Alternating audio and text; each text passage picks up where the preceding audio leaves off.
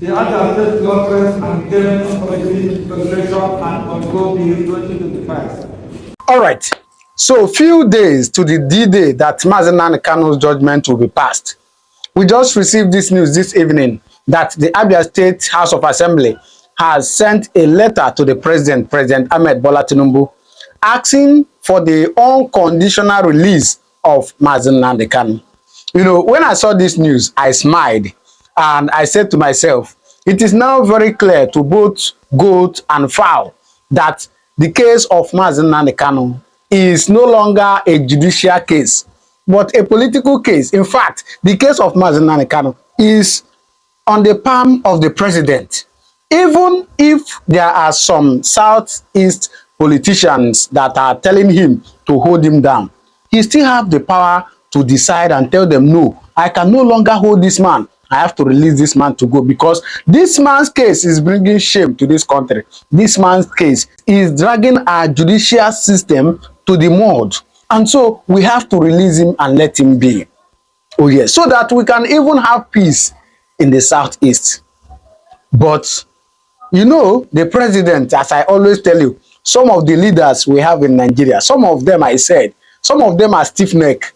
Some of them know the hear word. As one pastor will say, that you don't say you know the hear word. So please, I will not allow you to listen to the analysis my brother gave. And again, one thing that shocked me when I saw this news is they are asking for his unconditional release. I mean, no term should be included. They should just release Nnamdi Kanu so that he will go. And of course, they say a lot of things. You know, we have few days to go. I'll get you all the information. So please, I'm going to allow you now to listen to my brother as he gave the analysis. And then after watching it, do well to drop your comment in the comment section what you think. As I always say, do not forget that this is not the time of grumbling. This is the time of prayer. Remember to pray for him. Now, please listen to him, then you drop your comment, all right? And of course, you know the pressure keeps mounting. As always, has been mounting throughout the week. Nnamdi Kanu making very strong efforts to see how he can, quash this whole hoax called the case. And right now, the pressure has reached its peak with the Abia State government, Abia State government through the House of Assembly issuing a letter demanding the release of Nnamdi Kanu. This letter was directed to the President of Nigeria, signed by the House of Assembly in Abia State. Listen to this. The Abia State House of Assembly has formally written to President Bola Tinubu to appeal for the unconditional release of the indigenous people of Biafra leader Nnamdi Kanu. The appeal follows a resolution passed by the House on November 10th, describing Kanu's prolonged detention as a matter of urgent public importance. The Abia State Assembly resolution, moved by Deputy Speaker Austin Meregini from Umuahia East State Constituency, urged Tinubu to invoke Section 174C of the Constitution, which empowers the Attorney General of the Federation to enter a nolle prosequi and terminate criminal proceedings before judgment is delivered. The House also cited the recent presidential pardon granted by Tinubu as a precedent for compassionate intervention. In the open letter to President Tinubu, the 24-member House highlighted Kanu's detention history, noting that he was first arrested in 2015 and detained for over 2 years before being granted bail. Kanu later fled Nigeria following a military intervention of his home, which reportedly resulted in multiple deaths in 2021. He was transferred from Kenya to Nigeria, an act the House described as a violation of his rights and international law. The letter appealed to Tinubu to consider Kanu's release as a gesture of goodwill, stressing that it could contribute to peace, stability, and national reconciliation in the Southeast. The open letter was signed by all 24 members of the Assembly, including the Speaker. That is the official resolution letter sent to Abuja, to the presidency, demanding the official release of Nnamdi Kanu by the Abia State House of Assembly and government in general. This is what I have to say. and this is me being on the spot, this is a step in the right direction, though I'm a bit ashamed that it's coming late. It's coming late, of course. Where was the House of Assembly all this month, all these weeks, all these years Nnamdi Kanu has been suffering? Where has the House of Assembly been?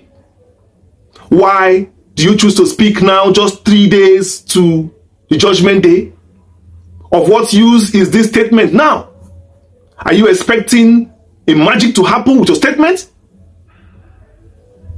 As much as I commend this move, because I think it is still commendable, and because it is coming from Abia State, Nnamdi Kanu State, of course a state of Obi Agbocha, I believe that all this action being taken by the House of Assembly is being coordinated by government politicians, both high and low. That means the governor himself is part of his decision. Obi Agbocha and other politicians in Abia State are also part of this resolution by the House of Assembly in Abia State. In as much as I am in support of any action whatsoever by anybody whatsoever canvassing for the release of Nnamdi Kanu, I am still ashamed that there are people who have a voice in the Southeast, that there are people who have a large platform following politically, yes, who have never uttered a word of support, of solidarity for Nnamdi Kanu's release. They wine and dine in Abuja in high places. They know all the people responsible that can effect Nnamdi Kanu's release. They know them. They know them. But they can never utter a word to them about Nnamdi Kanu. There are people in the Southeast, and they call themselves leaders. They call themselves influential people. I call them shameful people. It's such a shame that there are people who can watch an innocent man suffer. It's such a shame that there are people who call themselves Igbo men, Igbo influential men, men that think they have capacity, men that claim they have following, they have wealth, they have influence, they have political capital. But when it comes to the issues concerning the Igbo, they lost their voice and they lost their political capital. These are shameful men. Men that don't have anything. Because if you do not have a voice, if you cannot use your voice when necessary, then you are a shameful person. A man that sees truth and denies it. A man that sees innocent people and watches them suffer is a shameful man. Nnamdi Kanu has not done anything at all. I didn't say Nnamdi Kanu did something small or compared to terrorists in the north. I said Nnamdi Kanu has not done anything wrong. Still, he is being persecuted.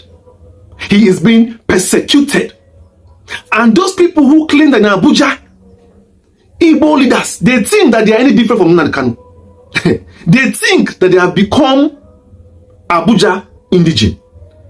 Let me tell you, no matter where you go, no matter how the monkey thinks he can jump and jump and jump, he will always jump on top of a tree.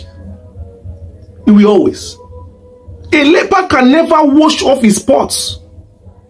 You can't deny yourself. If you like, keep on standing against the justice of Igbos. Keep on standing for the injustice for Igbo. Keep on pretending. Keep on seizing your voice when it's time to speak for your people. Continue. One day it will be your turn. Election is 4 years. One day you'll be kicked out. You go back to your village. Shame on those people who watch Nnamdi Kanu suffer and refuse to speak up for him. Shame on you. And the worst part is all of you are aware that this man is innocent. You all are aware that he has not committed any atrocity in Nigerian constitution known by law. None. Am I lying? But you all are happy watching him suffer because you are afraid of the man Nnamdi Kanu is. You are afraid of the man Nnamdi Kanu has grown up to be, the followership he is commanding. All of you are afraid to tread on his path. Has he ever offended you? Has he ever? There is a saying that you should be careful of people around you. Sometimes you don't need to offend people directly. People just hate you for nothing. Yes, be very careful. People who just don't like you because maybe you're too tall, you're too fat, you're too thin, you're too slim, you're too holy, you're too intelligent. Natural hatred. Human beings, sometimes, human beings will just hate you without even knowing you. All these politicians in the Southeast have ganged up to hate Nnamdi Kanu, and none of them even know the man himself. I am saying this clearly because it looks as if this patch voice, today we will hear this person said this person said that, this person said this person said, we don't want it again. Come together, all of you, Southeast leaders, politicians, come together, sit down on a table, make a resolution, not haphazardly. How many times you hear this northern governor said this and this northern leader said, they always have a union, say northern leaders, they have their union. Arewa leaders, this northern group, they have their group. Where is the group of the Southeast? Where is their own group where they canvass for things for the Southeast? What is it called? Ohanes and Igbo is there canvassing for their own, fighting for their self-leadership. Money, fighting for their self and position. Who will be leader? Who will not be leader? Ikwedema will be leader. Enugu will be leader. The chairman will come from Abia State. The secretary will come from Enugu State. That's what they're fighting for. How they will support Tinubu. How they will support Tinubu election. The Southeast governors are thinking of the campaign. Which party will I enter next time so that I will be re-elected? They are just planning for their own selfishness. They have Southeast Governors Forum. What is the foruming? What is the Southeast Governors Foruming? Let's know. The people of the Southeast are clamoring for issues. It's very easy to understand the issues. Insecurity, disenfranchisement, ethnicity, lack of basic infrastructure, lack of employment, injustice, social injustice against the Igbo. Nnamdi Kanu's issue. There are a lot of issues. If I table them, more than 20 that the Southeast are demanding for. But the governors, the senators, House of Assembly members can never discuss one of these issues. Never discuss one of these issues. I want to ask you people, are you people not Igbos? Wait, these issues that befalling the Igbo, are you not also Igbos? Do you think that because you have become a powerful man, that you are no longer an Igbo man? Africans, emancipate yourselves. Nnamdi Kanu always says that. Emancipate yourselves. The billionaires of the 1980s, where are they today? The ones of 1990s, where are they today? The ones of even 2000s, where are they today? As you take come, and so you go take go. New ones go still come. Use your time wisely. Fight for the good of your people. Fight for justice. But right now I'm wasting my time. I know I'm talking to myself because all of you don't listen. But let it be on record that Nnamdi Kanu is still in this cell because all of you united to put him there. That is why you have never had a union meeting to bring him out. Well done. But you see that cell, he will still come out of it. In your eyes, he will still come out of it. They know that Nnamdi Kanu's trial cannot go anywhere. And they know that if it is concluded, it is a problem. If it is not concluded, it is a problem. So they make it an open-ended trial so that they will look and see if something is happening. But they're not interested in his trial. They are interested in holding him perpetually until people realize that that's what they're doing. And I realized that a long time ago. The problem is that everybody has become complacent about Nnamdi Kanu's freedom. They have allowed the so-called Southeastern leaders who are deceiving them to say, oh, we are negotiating, we will get this thing resolved, to allow them to calm down the restless people who should get him out. You are not going to get Nnamdi Kanu out of detention by negotiation. It's not possible. Nigeria is holding Nnamdi Kanu to ransom for his unity. The payment they are demanding for is absolute unity and loyalty, regardless of what they are doing to Igbos. Yes, or they are doing to other Nigerians. Unless that ransom is paid, and that ransom is Nnamdi, or Nnamdi is rescued from the kidnappers.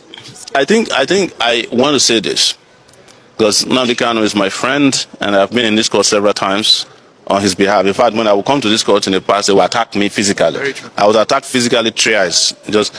The reason I don't come to court anymore is that a federal high court judge actually gave an order that I cannot attend this trial, this current trial. Yes, he mentioned my name specifically, so I don't want to waste my time coming to court. But I think the problem is that everybody has become complacent about Nnamdi Kanu's freedom. They have allowed the so-called Southeastern leaders who are deceiving them to say, oh, we are negotiating, we will get this thing resolved, to allow them to calm down the restless people who should get him out. You are not getting, this is what I should tell you, you are not going to get Nnamdi Kanu out of detention by negotiation. It's not possible. Nigeria is holding Nnamdi Kanu to ransom for his unity. The payment they are demanding for is absolute unity and loyalty, regardless of what they are doing to Igbos. Yes, or they are doing to other Nigerians. Unless that ransom is paid, and that ransom is Nnamdi, or Nnamdi is rescued from the kidnappers. Look, all these razzmatazz we are seeing in Nigeria in the courts, Nnamdi Kanu's trial has nothing to do with judges.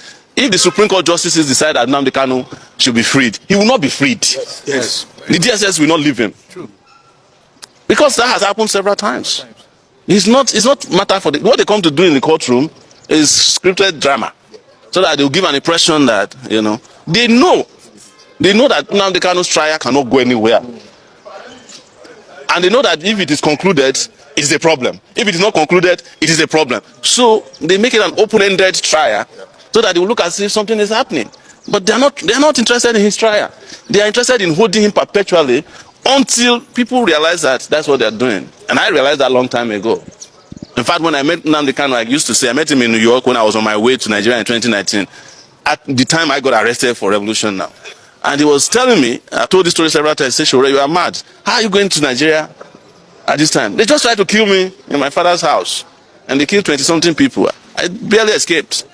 I said to him, and it came to pass, if they need you and they want you, wherever you are hiding, they'll come and get you. And that's what they did to him by going to Kenya. They abducted him. Till today, nobody can tell you how Nnamdi Kanu got to Nigeria officially. It was an international kidnap action. And you cannot cure that flaw in his trial. You can't go and kidnap somebody and bring him to court and bring him to trial. But they know what they are doing. So I hope that those who are his supporters and Nigerians who believe in justice will understand that is what he's about. He is a prisoner, not, you can say prisoner of conscience, of course he is, but he's a prisoner to the Nigerian project. The desire to keep Nigeria one, united, undividable. That is his crime. And those kind of crimes are not for trial. You can't get a court of law to convict him for that, because it's not a crime. Of course. And that's why we tell people all the time. If you see all this razzmatazz going on, the judge from day one already know that I didn't commit a crime. In this case that we came to today, Justice Liman knew that there was no crime committed by calling the IGP illegal, because it's illegal. Yes. The issue to be resolved is very simple. You cannot lead the police if you are not in the police force. It's as simple as that. Otherwise, I'm qualified to be IG then. Yes, throw it open. Let anybody apply for it. Then you can make MC Oluomo the IGP of police. We won't complain. You understand? It is just like saying, look, judges are entitled to spend how many years now? 70 years as judges. We don't have a problem with that because that has been done. But if you go and bring a retired judge to come out, I won't. If I'm brought before him, I won't answer to him, because I say, sir, you are no longer a judge. You have retired from the civil service. So that is the issue they cannot cure. So the judge who accepted that knew that there was no case against me. But they are interested in one thing. I want to know my international passport. I had achieved that for them. After that, come today, come tomorrow. Why they figure out other things to do to Shore. So that's what it's all about. Yes. The chairman is saying that the perception that they are not interested in prosecuting high-profile is false. insurgency is committed to that. He made that remark in national. The EFCC chairman knows that it is time to replace the eagle in EFCC with a dove. No, a dove is harmless. Yes. Chicken can be aggressive sometimes. Yes. No, if you go to the chicken and try to mess with the chicken, they will fight. But the dove doesn't fight. They should just replace the logo of EFCC with a dove. Let everybody move on. That's the simple thing. The EFCC no longer handle high-profile cases. They can't. The high-profile people have already captured the EFCC. So the EFCC is incapable of handling any this same chairman of EFCC told us that if what's it called, Bello was not arrested, he will resign. Bello was never arrested. Bello decided after he has gone around and played and gone on vacation, came back to come and play, and he's back on the streets. Everybody is kneeling down for Bello, who is undergoing trial for. Bello is back on doing his third term in Kogi State. So what are we talking about? So, but you know, EFCC chairman must give speech. The media must report it. That's what you guys are supposed to do. But my advice once again is that the eagle must be replaced with a dove, and we all move on. Okay, sir. Yes. We have so many unresolved cases in Nigeria as we speak today. Yes. You have raised a lot of issues as to the problems. Yeah. What do you think is the way out of this problem? Because we have several issues. We have several that's speaking, for example, that lasted over 10 years.